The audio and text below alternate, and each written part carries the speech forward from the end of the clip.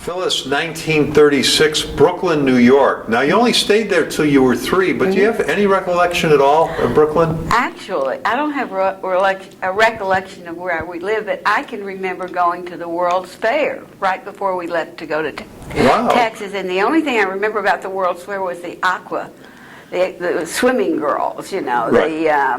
Whatever they were doing, the aquacade. Yeah. So that's the only recollection of Brooklyn then. Now, do you know why your family decided back in the 30s to move to Dallas? Well, my father was in business with his brothers in a dress manufacturing that was very successful, and he was the younger brother. And you know how family businesses can go sometimes. And then I think they went bankrupt.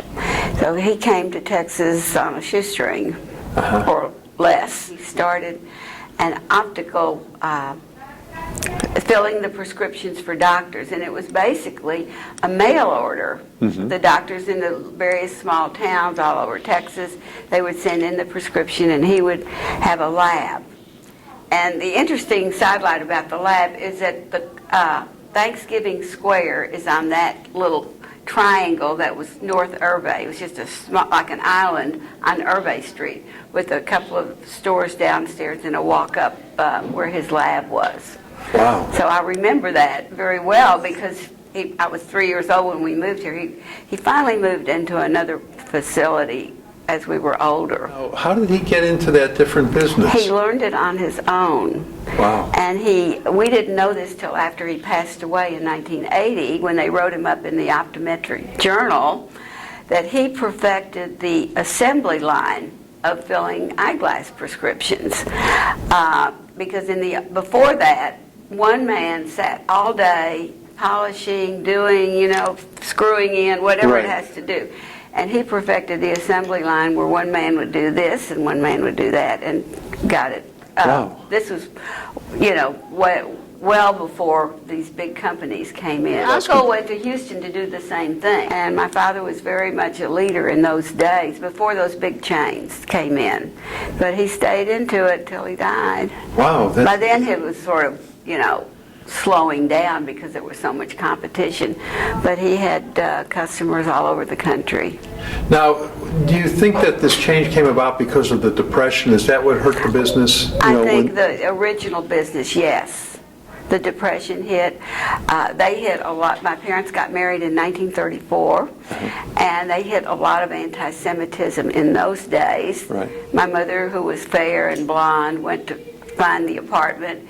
And then when my father would come to sign the lease or whatever you had to do, it was already rented. And that was very overt anti-Semitism in those days. Wow. And this was back in Brooklyn? In nicer parts of Brooklyn. Yeah. So that was how he came. Yeah. Now, do you remember your grandparents at all? I was 7 months old when my maternal grandfather died. He was 49 in those days. You had cancer, you went to the hospital for the surgery, and you didn't come home. So I was a baby. My grandmother died in 1959. So she was a widow from the age of 48 till 72. She always looked the same, little bubby with a bun, black shoes, black pocketbook. Now, do you know what your grandfathers did for a living, though? My mother's father was a tailor, like so many. And I know nothing about their background. She came when she was 3 years old, and her brother was 5. And they never talked about their background. It was like she was born Scarlett O'Hara, and she never talked about it. And that really bothered me as of late. For the last 10, 15 years, because I wanted to know, so I read every book I can about the Lower East Side, the garment, whatever I can read about the immigrant experience. What did you do for fun as a little girl? Growing up in University Park, we played outdoors. We played make-believe. We went to the movies on Saturday for 9 cents. You could sit there all day. We walked every place because it was also during the war years, so, cars and gasoline were not so plentiful. And did the war affect your family at all? Did the war? No, not really. Not, do you mean having members of the family go into the war. Right. No, my mother had cousins, though, from Brooklyn, or from the Lower East Side probably, who were stationed at Fort Hood. And they used to come in for the weekends, and they would stay at our house. And we had a very small house in University Park. And they'd sleep on cots, either on the back porch or in the backyard. But did you know what was going on with the war? Were you aware of it? Not at all. Not at all? Not at all. Did they ever discuss the depression to you and the hardships they had to go through? No, but they had the depression mentality, and money was very important to them, and Yeah. not squandering it. So what were some of your dreams when you were just a little girl?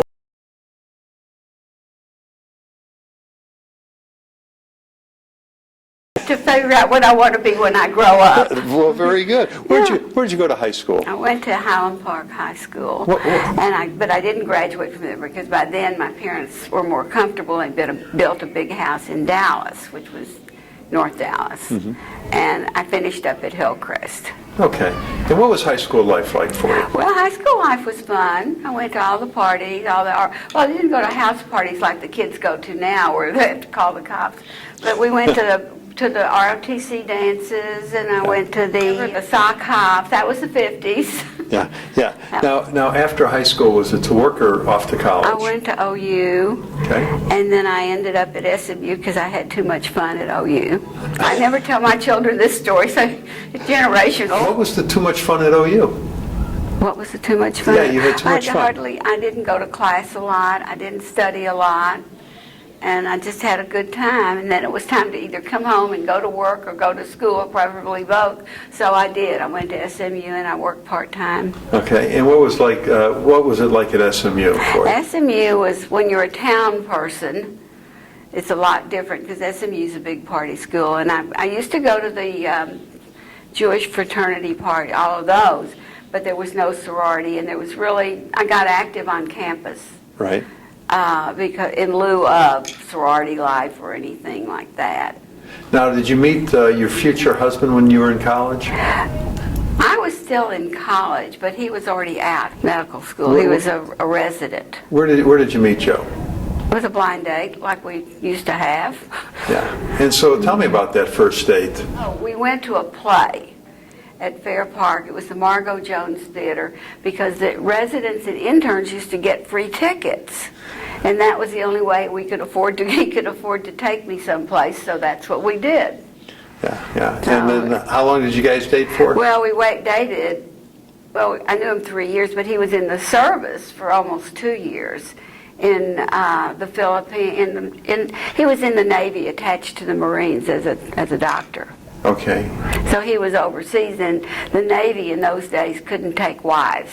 So we didn't, and I didn't want to be engaged long distance, so we waited till he came back. And then where did you guys settle down? In Dallas. Okay. Yeah, he was chief resident at Baylor Hospital in internal medicine in 1959, so we lived on Gaston Avenue in one of the new apartments. Did he ever talk to you about the medical advancements over the years that he saw?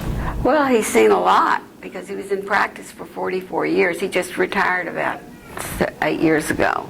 Right. But did he ever say anything about the differences from when he started to when he ended? He ended because of the differences. I mean, with the government and the rules and regulations. And he was the old-fashioned doctor who made house calls. You know, he could get up 2 or 3 times in the middle of the night to run to a house call or go to the emergency room. So there were a lot of differences between now and then. Tell me about your involvement with the Jewish community.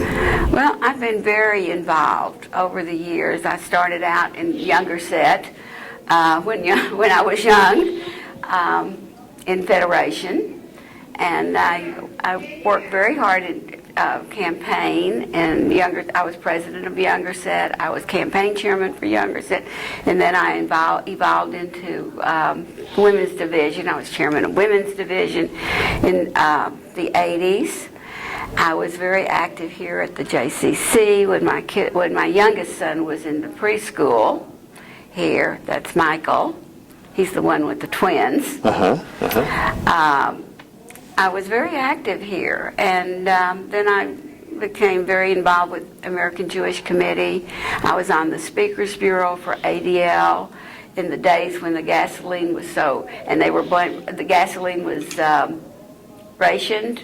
You'd have to line up at the gas station at 6 in the morning to get your share, and they were blaming the Jews and Israel, so I was on that Speakers Bureau for a while.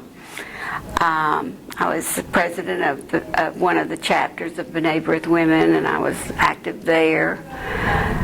Was there something, an accomplishment or an event or something that really meant a lot to you in all these years that you worked on? Well, there was a group of us, and I think we were still in younger set. We might not have been, I don't remember the year, with the Russians, and we brought the Federation. We had a committee that got the Federation involved here locally with the Russians. We talked to all the leadership of the Federation, the board, and brought everyone together for something. That I was very, very active in that in those days. It's been a while. Now, you say you're on the Speakers Bureau when there was the gas rationing. Yeah. I guess that was in the 70s. So you did go around and try to explain that summer, that. My son was on. It was during the summer, and we showed a film, and he was the projector. I remember that. That gave him a summer job. You have 3 children. What are their names, your kids? Stuart, he's an attorney, and our daughter she lived in Austin after she got married. And now she's been in Dallas about 21 years, and she's got 3 boys. Now, was there something that came along, an invention or something in your lifetime that you remember seeing and that you go, how did we ever get along without this? Oh, everything. The cell phone. Yeah. The answering machine, you could go backwards, from what we have now, and yeah. Yeah. So you remember all of that? All of that, the Cuisinart even. Yeah. I mean, the everyday Cuisinart. Yeah. We used to have to do it by hand. I'm that old. Yeah. How have you seen the Jewish community in Dallas grow over the years? Well, I've seen it grow that we've got, when you're in this fabulous building alone and all of the beautiful synagogues, and that people notice.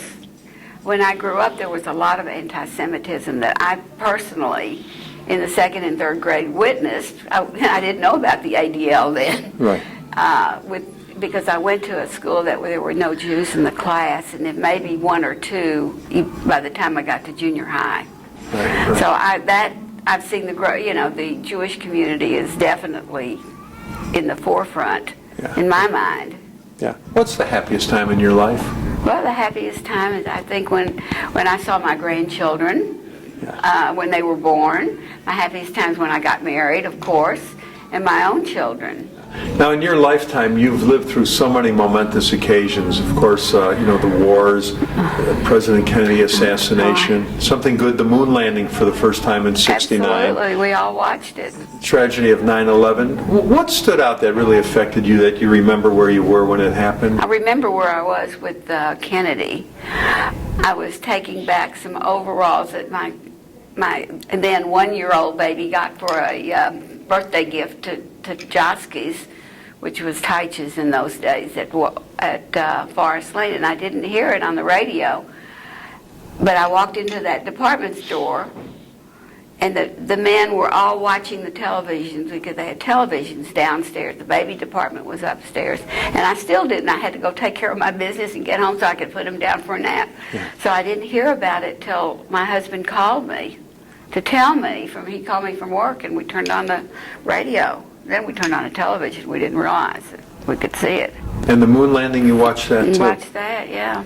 Now, of course, with the Kennedy assassination here in Dallas, did you guys know Jack Ruby, who wound up shooting Oswald? No, I did. My parents belonged to Shereth Israel, and apparently he was a member there. And they went to services that Friday night at Shereth, and he was there. That was prior to the Sunday morning shooting. But they were watching television on Sunday morning. I was teaching Sunday school at Temple, and they had just seen it. Yeah. It was around 10, 11 o'clock, and I went over there after 12. What did they think when they saw Jack Ruby? I just don't know. But I know he was a member of Shereth Israel, and that rabbi, his name was Silverman at the time. Rabbi Silverman went to see him in jail. That's all I remember from what I've read. Once my father was in the hospital prior to the assassination, and the Speaker of the House, Sam Rayburn. he was in the hospital at Baylor, and he was on that floor that my daddy, and so they told everyone to stay in the rooms, but my mother could stand at the door, and she did see Kennedy walk by with the Secret Service, I guess, and she was very proud of seeing that. Years later, there was a national convention here, and I got to shake hands with Golda Meir. That was a highlight for me. Yeah. The young woman who was the first Jewish policewoman in Dallas, her family were my husband's patients, and she saw me. She says, "Come with me. You'll get to see her when she comes." So we went through the kitchen, and I got to stand in the kitchen of Adler Hotel, and we got to shake hands with her. This was, I don't know what year it was. Do you remember the police officer's name? Yeah, her last name is Miller, but Marcia. Now, you and Joe been married 55 years and counting. No, 54 and counting. 54 June and will counting. be 55. All right, June of this year will be 55. Mm-hmm. You have the 3 children, 3 grown kids, and 5 grandchildren. Our daughter has 3 children. The oldest is 19 at USC. The next one's going to be 18 in April, graduating. And he, by the way, I have to give a plug, he's the regional president of the Temple Youth for Texas, Oklahoma, Arkansas, whatever. Great. So we're proud of him. And the youngest one will be 14 in February. Okay, and then The your 2 babies from Michael. and as you told me, your grandkids range from USC To JCC. to the JCC. Yeah. What advice does Grandma want to leave to the next generation? Just to enjoy every minute, because you never know when it's going to be over with. That's great advice. Well, thanks for doing this today, Thank Phyllis. you. That was easy.